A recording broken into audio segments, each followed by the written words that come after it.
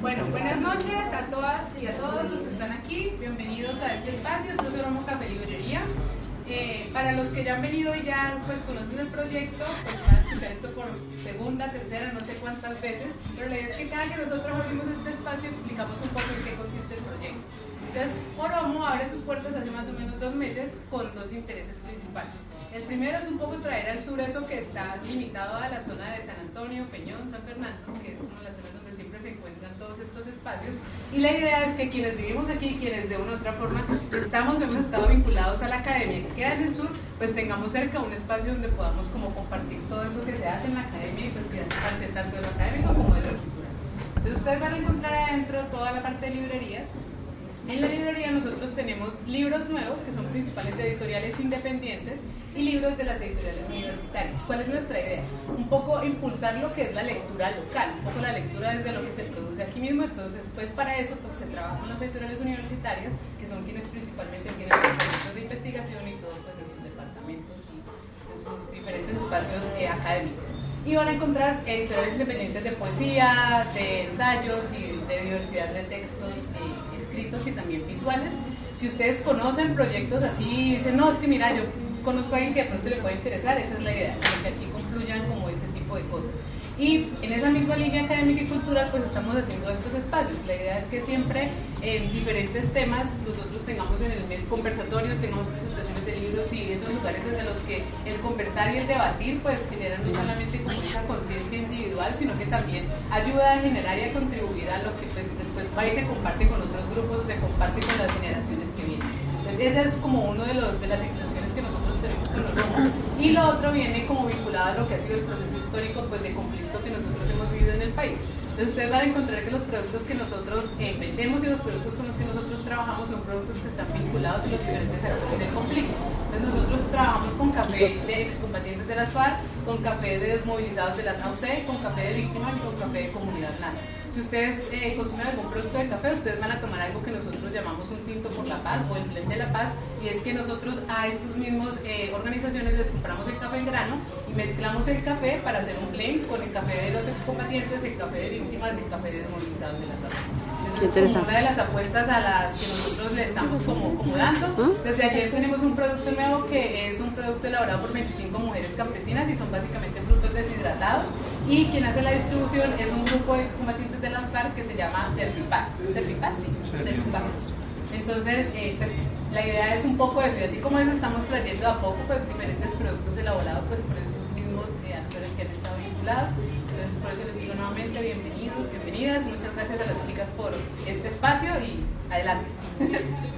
Muchas gracias. La pequeña cuña es, no se preocupen si no alcanzan a oír allá atrás o alguna cosa, nosotros estamos grabando acá todo, siempre subimos tipo podcast, entonces encuentran Oromo Podcast en YouTube, ahí vamos a subir todas las charlas para que las recomienden, mira qué interesante, lo vuelvan a oír si desean, porque esa es parte de la propuesta académica. Y recuerden hablar cerca del micrófono.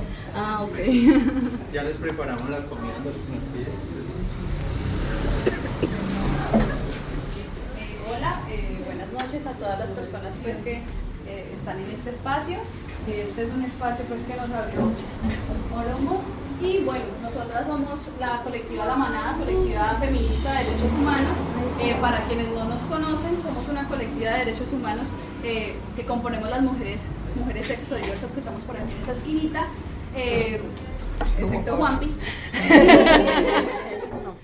Somos una colectiva de derechos humanos que pues, protege por los derechos de las mujeres para las mujeres, ¿cierto? ¿Por qué nace esta iniciativa de La Manada? Porque identificamos que en la ciudad y bueno, en el país no existen colectivas de derechos humanos que estén dirigidas exclusivamente a mujeres, sino que por lo general son hombres, ¿cierto?, que ejercen la defensa de los derechos humanos. Entonces es por esto que nosotras pues dijimos, bueno, que nunca se ha trabajado este tema de los derechos humanos, por lo menos aquí en Colombia, desde la perspectiva feminista, o una colectiva que se encargue exclusivamente de eso. Un poco para que nos conozcan, pues, como de dónde nacemos.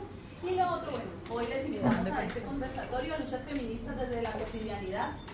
Nuestra idea hoy es poder rescatar la memoria, historia de muchas mujeres que han resistido en este pueblo latinoamericano, ¿cierto? Queremos hacer un pequeño espacio donde Lorena nos va a poder contextualizar un poco sobre el tema de bueno, qué es el patriarcado, ¿cierto? Y cómo afecta eso, pues, la construcción de nosotras las mujeres.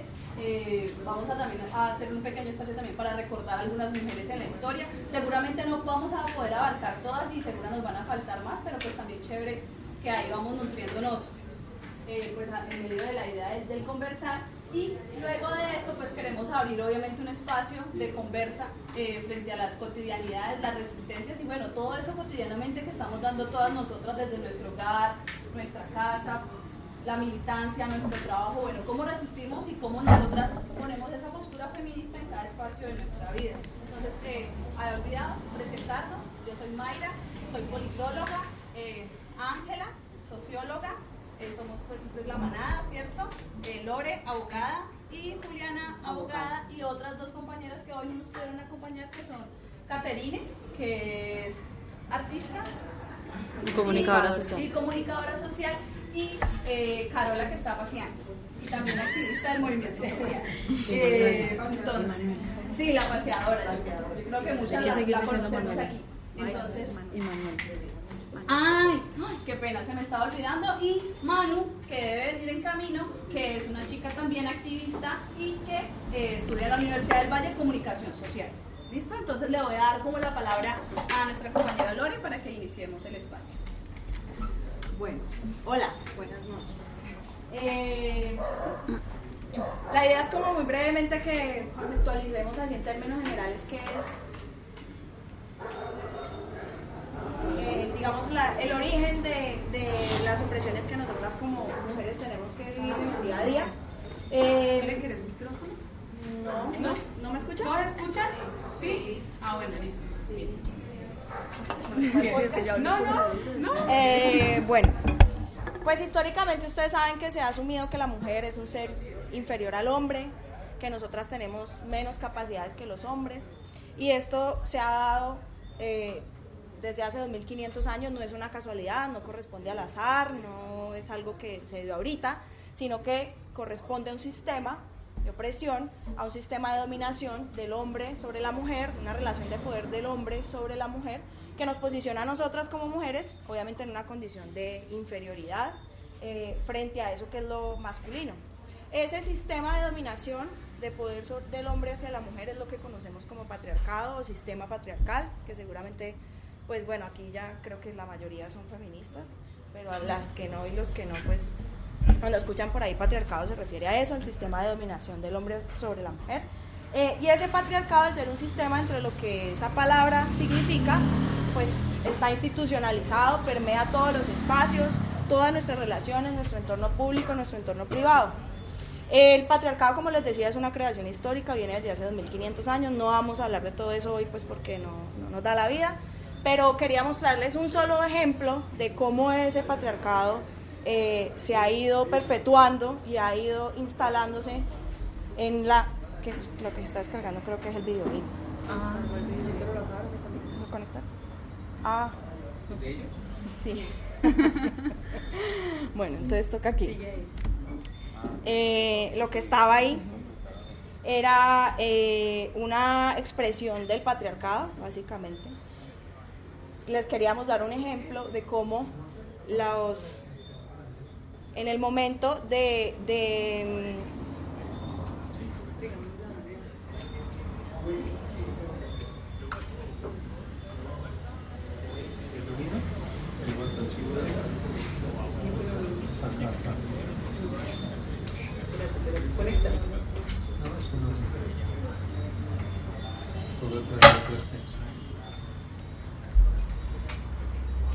¿Seguimos? Bueno. En el momento de hacer las definiciones de la formación del Estado moderno, los grandes filósofos de por allá de 1700, pues empezaron a hablar de qué es el Estado moderno, quiénes lo conforman, quiénes pueden gobernar, y estos grandes filósofos que seguramente muchas de ustedes y muchos de ustedes ya han leído en sus colegios, en sus universidades, pues hicieron expresiones del sistema patriarcal contundentes que definitivamente marcaron la situación de nosotras las mujeres en la sociedad, nuestra posición en la sociedad. Entonces teníamos un ejemplo, ahí está Rousseau, que dijo cosas tan lindas como la siguiente: las mujeres son un segundo sexo y su educación debe garantizar que cumplan su cometido. Las mujeres están entonces para agradar, ayudar, criar hijos. Para ellas no están hechos ni los libros ni las tribunas. Su libertad es odiosa y rebaja la calidad moral del conjunto social. ¿Qué tal esa belleza, cierto? Entonces, este gran pensador dijo eso, y eso se tomó como un estándar para decir quiénes pueden conformar Estado, cuál es la posición de las mujeres dentro del Estado, ¿cierto? Definitivamente los libros no son, porque pues eso no está hecho para ellas, sino criar a los hijos y agradar, por supuesto. Hegel dijo: el destino de las mujeres es la familia, el destino de los varones es el Estado, y ese destino no se puede contradecir. Nacimos y morimos para la familia, y los varones sí, para gobernar y para el Estado.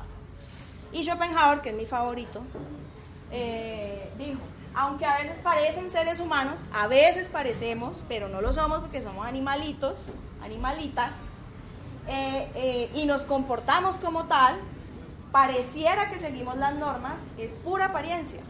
No es cierto, no se dejen engañar. Lo que en verdad sucede es una estrategia de nosotras para perpetuarnos en este mundo, una estrategia de la naturaleza para perpetuarnos, aparentar que somos seres humanos y que pensamos. Las perfecciones de nosotras las mujeres son falsas y son utilitarias. Belleza o gracia o atisbos de inteligencia solo tienen por fin la reproducción, y la prueba es que las pierde en el momento en que se reproducen. Mientras que los varones tienen madurez, las mujeres florecen y se agostan. Qué belleza, ¿no? Entonces así, estos grandes filósofos nos posicionaron, y con estos pensantes fue que se dijo: esto es el Estado, quiénes pueden gobernar, cuál es el rol de los hombres, cuál es el rol de las mujeres, y obviamente pues eso condicionó ese orden social en el que estamos ahora. Para darles un ejemplo, porque como les decía, esto viene de mucho más atrás. Entonces nos asignaron esos roles de subordinación, esos roles de estar en lo privado, en la casa, en la familia, cuidando a los hijos, agradando, siendo bonitas para parecer humanas, pero no más. No podíamos, no sabíamos ni siquiera pensar, porque los animales pues no pueden tener ese razonamiento. Todo en nombre del amor, ¿no? Porque todo eso está ligado con que nosotras somos emocionales y los hombres son racionales absolutamente. Entonces estos roles que se nos han ido imponiendo han generado obviamente culturalmente, socialmente, económicamente y políticamente unas condiciones para nosotras las mujeres y unos obstáculos estructurales para que se nos niegue nuestra existencia como seres humanas, como ya vimos al señor Schopenhauer, dignas, libres, capaces de razonar, de decidir, de hacer, y iguales en iguales condiciones que los hombres. Y para que entonces se nos oprima y se nos discrimine en esa condición de inferioridad. Entonces, el ser pensante está acá, que es el hombre, nosotras las que no podemos pensar, estamos aquí abajito bajo el mandato de lo que los hombres digan que nosotras debemos hacer y cómo debemos pensar.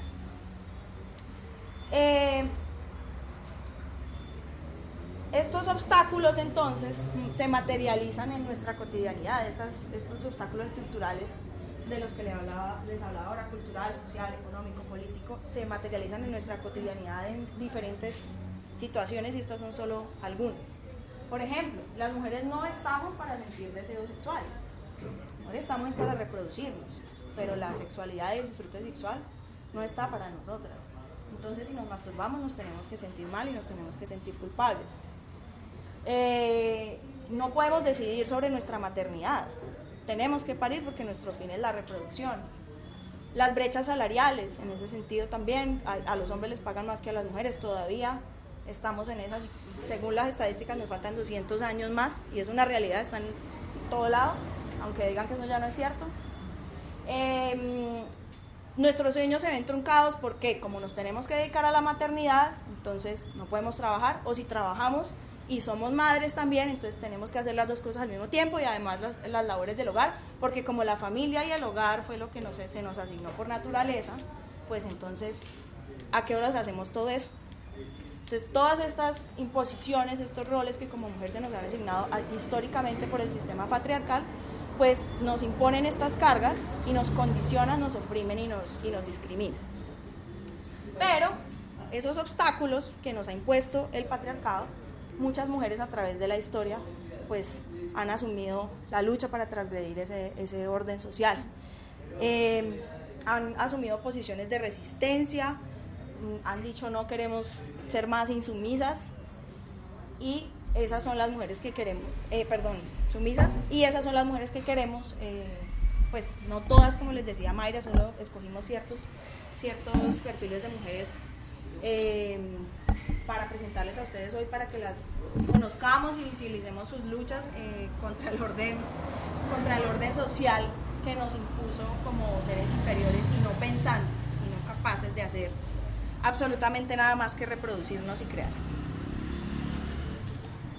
Bueno, entonces ahora vamos a pasar a las mujeres de las que hemos estado hablando. Bueno, vamos a hacer un recorrido por algunas de las mujeres, de las muchísimas mujeres que han hecho parte de la historia de la humanidad. En este caso nosotras escogimos mujeres en América Latina. No son mujeres que se hayan enunciado como feministas, pues de hecho en la época pues el término el concepto no se había construido como tal, pero consideramos que es importante señalar la actividad de ellas, no en el contexto en el que siempre lo hacemos, y es que siempre referenciamos a estas mujeres en la lucha en el contexto de como la reivindicación política. Nosotras lo que estamos buscando en este momento con este ejercicio es evidenciar los obstáculos que estas mujeres tienen que vencer en la cotidianidad, de acuerdo a lo que estaba planteando Lorena, y es el mandato que se nos ha dado y en lo que nos podemos desenvolver para poder dar la lucha. Entonces, que es un poco pues como lo que nos hemos concentrado y lo que llama pues este conversatorio, y son las luchas desde la cotidianidad para poder sumarse a la lucha. Entonces, bueno, la primera de ellas es Manuela Sáenz Aispuru. Es una quiteña, 1797-1856. Seguramente pues las que la han escuchado nombrar habrán escuchado, pues para comenzar, no Manuela, ¿no? Sino Manuelita Sáenz. Y pues es la libertadora del libertador. Y esa es pues como que la gran hazaña de ella, pues porque estaba al lado de un man que era un libertador y ella pues hasta sin nombre se queda. Entonces, hay muchas cosas de Manuela Sáenz Aispuru que desconocemos de ella como mujer, que desconocemos de ella como luchadora, y son las que queremos señalar. Entonces, Manuela Sáenz Aispuru, militante de la causa de la independencia mucho antes de conocer a Bolívar, dama noble de la sociedad quiteña que hizo innumerables aportes a la causa de la independencia, coronela del Ejército Libertador y luego condecorada como Caballeresa del Sol en el Perú. Todo esto, pues, a mérito propio y por su desenvolvimiento dentro del proceso de la primera independencia. Una mujer que fue invisibilizada, vilipendiada, desterrada, expropiada y olvidada por la historia oficial, que la sexualiza, la infantiliza y omite sus aportes políticos y militares a la causa de la independencia de 5 naciones, llamada Manuelita, la libertadora del libertador, amante de Bolívar o amable loca, para tratar de disminuir su figura y obra. Todos esos esos adjetivos con los que se conoce, son los que nos enseñan y las que de pronto la hemos escuchado, la conocemos de esa manera. Digamos, eso, para seguir la línea como narrativa de lo que estaba planteando Lorena, de cómo existe un fondo ideológico y una sustentación filosófica para darnos ese sitio dentro de la sociedad. Dentro de esa misma lógica también existe algo que es la historia oficial. Y la historia oficial es escrita pues por quienes han vencido, digamos, en esos procesos de lucha social. Y en esa construcción de la historia oficial, pues nosotras siempre hemos tenido ese mismo sitio que se nos ha mandatado dentro de la lógica del patriarcado y por supuesto no es de protagonizar. Es hija ilegítima de Simón Sáez, que es un regidor de la época, casada por conveniencia con el comerciante James Thorne para disimular sus amoríos. Manuela desde jovencita era bien irreverente. Ella estuvo, desde joven se le ingresó en un convento que era donde se formaban algunas de las niñas de sociedad, pero ella era una muchacha que se escapaba del convento para irse a ver con el novio. Ella no se casó virgen, ella se escapó para irse con ese novio que era un militar, luego terminó con él y volvió al convento, y tenía otro tipo de comportamientos pues que no eran aceptables para la época ni para una mujer de su estatus, como montar a caballo, manejar la espada, manejar la carabina, hablar en público, y se volvió una política molesta que incomodó con sus análisis subversivos y sus actuaciones inapropiadas para una mujer de su estatus. Eso le dejó a ella como consecuencia política pues lo que estaba diciendo ahora de ser desterrada, expropiada, vilipendiada y olvidada. Termina muriendo empobrecida y acompañada de sus compañeras de lucha que otrora eran mujeres negras esclavizadas que se unieron a la lucha junto a ella. Entonces esa es la primera mujer que queremos recordar para mostrar todos los obstáculos que ella venció en su cotidianidad y cómo se vinculó a la lucha. Marta Álvarez es una mujer de Risaralda, Caldas, lesbiana y reclusa, y es una mujer que abandera una lucha muy importante en términos de los derechos de la población LGTBI en el entorno carcelario. Es la primera mujer lesbiana que exige su derecho a su visita conyugal, que eso pues hasta hace muy poco se hace realidad en términos jurídicos y en términos de los direccionamientos del IMPEC. Y esa lucha que hace Marta Álvarez es fundamental para poder avanzar en esos derechos en la población carcelaria. Se le negó el derecho a la visita conyugal con pareja mujer por condición sexual. Fue prisionera, la primera en exigir este derecho en cárceles. Solamente hasta el 2002, ella fue encarcelada en el 94, fue condenada, perdón. Y luego de estar 8 años en la cárcel, solo 8 años después de estar luchando, de hacer la lucha jurídica, es que logra, a través de una sentencia de la Suprema Corte, pues que se le reconozca que tiene derecho a esa visita. Se demoró otros años en que eso se respetara, pero digamos ese es el antecedente pues en términos jurisprudenciales.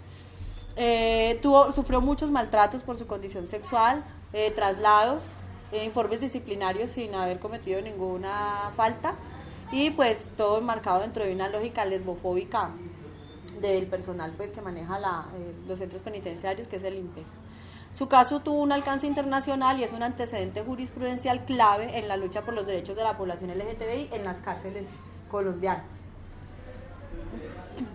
María Lady Londoño es otra mujer que es bien importante que la recordemos porque es una de las mujeres que lidera la lucha en Colombia por reconocer el derecho al placer de las mujeres.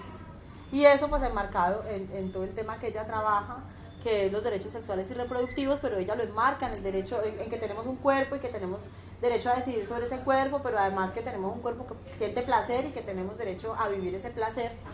Y pues eso la hizo objeto también de mucha estigmatización y de persecución. María Lady es feminista y sexóloga manizaleña que posiciona en el debate público la necesidad que las mujeres teníamos del derecho al placer sexual. Bueno, sabemos que la sociedad manizaleña es una sociedad muy conservadora, y a pesar de que ella es una mujer privilegiada en términos de clase, pues a pesar de eso y de que ella era voluntaria en instancias internacionales y que tenía, digamos, unas posibilidades de poder discutir eso en escenarios más amplios, incluso donde hay hombres, de todas maneras sufre esa persecución y tiene que irse de Manizales a Cali para poder hablar en otras sociedades más amplias el tema. Entonces ubica el tema de los derechos sexuales y reproductivos de la mujer a partir del derecho sobre nuestro cuerpo. ¿Qué dice ahí? Pese a que sus aportes fueron acogidos y ratificados en convenciones internacionales que hablan de estos derechos humanos de las mujeres, fue estigmatizada y perseguida por la sociedad moralista patriarcal que no aceptaba que las mujeres tuviéramos orgasmos o derechos sexuales.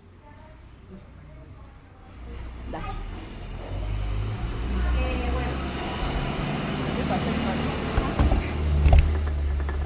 La otra mujer de la que queremos pues compartirles es Juana Azurduy. Ella fue conocida como la libertadora de Bolivia. Fue una mujer huérfana, fue súper rebelde, siempre estuvo muy afín con esa lucha, pero lucha en el ejército. ¿Sí? Fue una mujer que era, o sea, para la época, en contra de todos los estigmas de la mujer, ella pues iba en contra de eso. Se educó y creció en el convento, que no pudo con su espíritu libre y al final la expulsaron. A raíz de esa expulsión, pues ella se une a un ejército y empieza a luchar, pero a luchar con espada y con todo en batalla, en el terreno, junto con su esposo. Se unió al ejército popular, se destacó por su valentía, por su valor, por esas ganas de combate, y era súper organizada, tenía un mando sobre el ejército que hizo que se volviera teniente coronel, ¿sí? O sea, pues digamos que se reconoció eso, pero solo porque ella pues tomaba las armas y se iba y se enfrentaba pues frente a eso. Para ella hacer esto tuvo que dejar 4 hijos que tenía en ese momento, pero pues no los podía llevar, ella se fue a la lucha y los dejó, y hubo una época donde en medio de la guerra matan a su esposo, mueren sus 4 hijos, porque pues no tenían, en pobreza, sin alimentos, pues eso hace que ellos mueran, y al final termina perdiendo todo, perdió sus bienes, perdió a su esposo, perdió a sus hijos, y aún estando embarazada, que ella seguía en la guerra, pues terminó sin nada y murió súper empobrecida, y nunca se le reconoció nada, y fue hasta enterrada en una fosa común porque no era nadie. Como 100 años después se le reconoció, se hizo como un altar en un cementerio, y ahí están pues como los restos de ella, y se reconoce ya esa valentía, pero en esa época pues eso no ocurrió. Ay, ayuda. Ya. La negra Agustina es una esclava del sector de Tadó en Chocó, violada por el esclavista Miguel Gómez, de quien quedó embarazada. La quería obligar a abortar, pero pues ella se negó, por ende la torturó, y eso pues hizo que ella abortara el bebé que estaba esperando.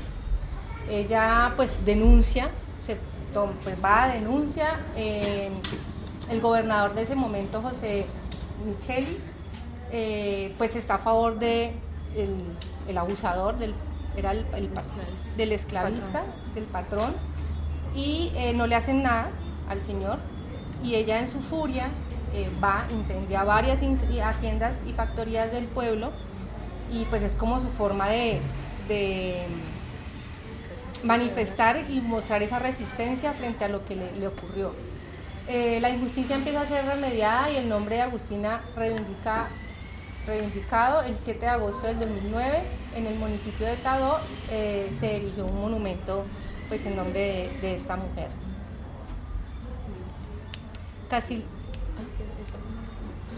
Casilda Kundumi, más conocida como la Negra Casilda, era proveniente de la región de Malí en África. Llegó en un barco con más esclavos. Fue vendida en Cartagena a un esclavista, un español llamado Pedro González, y revendida en las plantaciones de caña de azúcar del ingenio Manuelita en Palmira. Fue una gran líder negra cimarrón. En el año de 1840 se fugó a las montañas entre Cerrito y Palmira, en el cual el corregimiento de los Ceibos en 45 cimarrones más, y se organizó en un palenque dirigido por ella. Desde ese día, ella con los demás negros cimarrones empezaron a promover la fuga de esclavos. Casilda siempre fue una mujer guerrera que nunca se dejó humillar ni maltratar de ningún blanco. Y pues en esa época era un tema pues muy fuerte, que rebeldizarse como negra, como mujer, pues era algo que generaba impacto en la época que ella estaba viviendo. El 14 de febrero de 1862, Casilda con 200 negros y marrones logran vencer el ejército criollo en Palmira Valle, un día glorioso por todos los negros y marrones que llevaban más de 20 años luchando por su libertad. Fue la verdadera libertadora de los negros del Valle del Cauca. Entonces, pues es una mujer, digamos, que tiene una importante participación en la historia de la lucha de las mujeres en contra del patriarcado.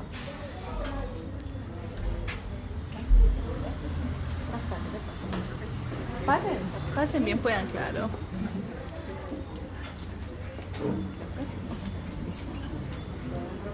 Buenas noches. Está Diana Zacayán. Diana Zacayán nació en 1975 y fue asesinada en el 2015.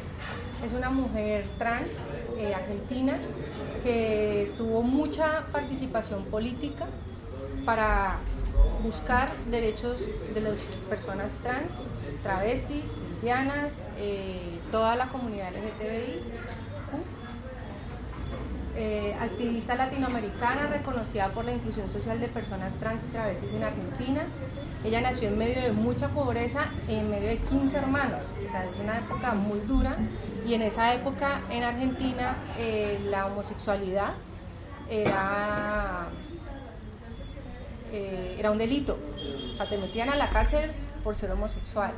Entonces, pues ella luchó mucho contra eso y fue muy perseguida por la policía, fue encarcelada en muchas ocasiones por esa razón y criticaba mucho el sistema político y el gobierno en sí. Siempre luchó por incluir en el sistema de salud a las personas trans, a los travestis, por dar ella fue impulsora de una ley que buscó que haya una cuota de personas trans a nivel laboral.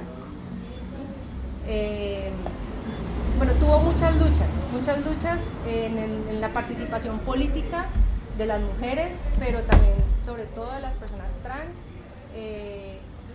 Y en el 2015 ella fue asesinada, ¿sí? La apuñalaron como 15, 20 veces y fue asesinada. Y dejó algo importante, y es que fue la primera, ese caso tuvo la primera condena por travesticidio en Latinoamérica. ¿Sí? O sea, eso es más, ha sido referente hasta a nivel mundial, porque la persona fue condenada y fue a prisión por esta razón. Entonces es una mujer que dejó muchos precedentes, digamos, políticos a nivel de Latinoamérica. Bueno, es que ya con el libro en la mano. La última mujer de la que les queremos hablar hoy es Shaira Maritza Franco Ramírez, o Maritza, o Sami, también se conoce como Sami. Shaira es de Manizales, es una mujer trans, trabajadora sexual y feminista. A los 8 años, Shaira tuvo que dejar de estudiar para trabajar en una finca cafetera, vivía en el campo con su familia.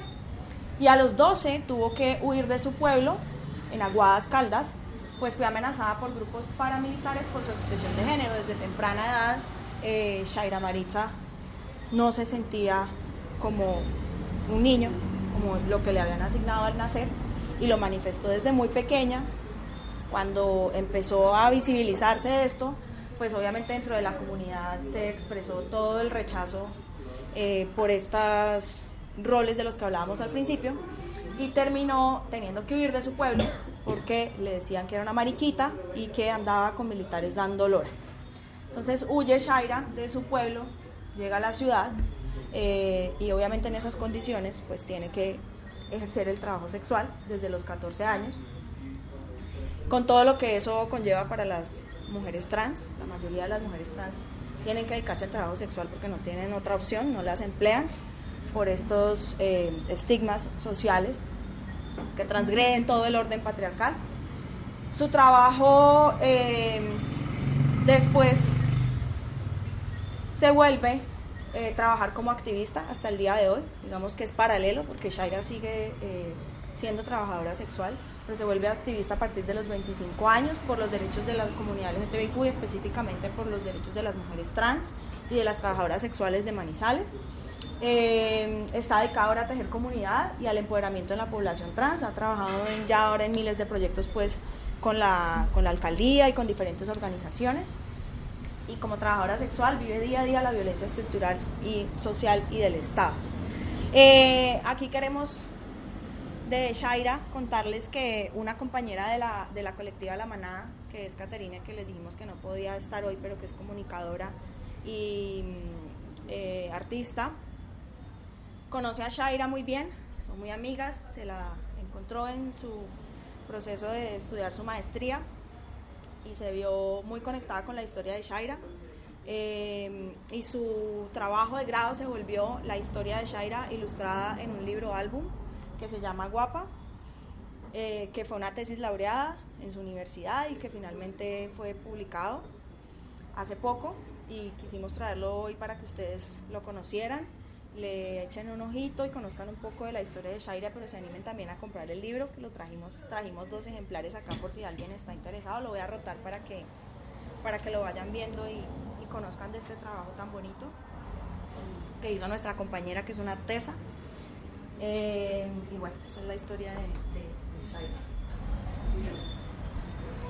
Shaira. Y queríamos decirles, como una colectiva de mujeres sexodiversas, estuvimos buscando un perfil de una mujer bisexual para compartir con ustedes y pues imposible, básicamente, muy difícil. No hay, entre comillas, no hay mujeres bisexuales luchonas, pero claro que sí las hay. Aquí estamos. Pero precisamente queríamos visibilizar que eso no está en el papel, no está en la historia. No nos hemos visibilizado las mujeres bisexuales, que detrás de eso también hay unas razones. Enunciarse como una mujer bisexual también tiene una carga social importante, incluso dentro del movimiento LGTBI. El mismo movimiento LGTBI, las mujeres lesbianas suelen, ¿cuál será la palabra?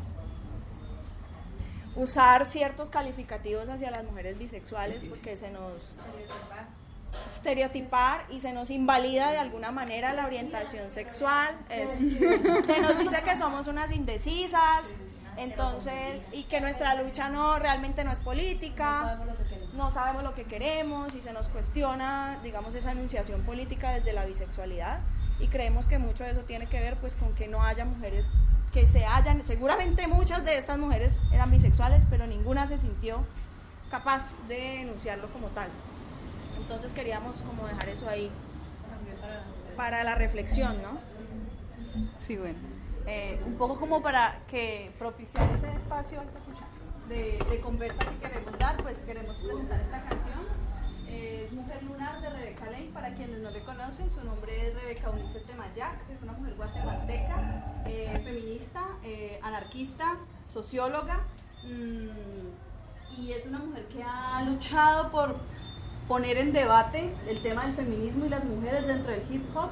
El hip hop, para quienes conocen o no, es un movimiento, cierto, cultural muy chimba tal, pero realmente es un movimiento que supremamente castra pues todo o sea, no hay ningún rapero reconocido de LGTBI, un poco para contarles, o sea, a nivel mundial no lo hay, y este es un movimiento pues muy machista. Entonces Rebeca ha venido trabajando hace algunos años pues en el posicionamiento de la mujer y del feminismo dentro del hip hop. Tiene un movimiento que se llama Somos Guerreras, que también les invito ahí como para que lo busquen.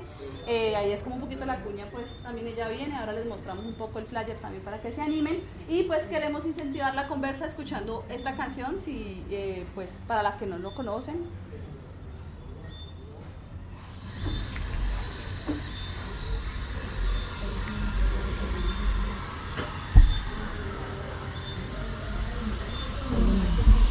¿No suena más duro?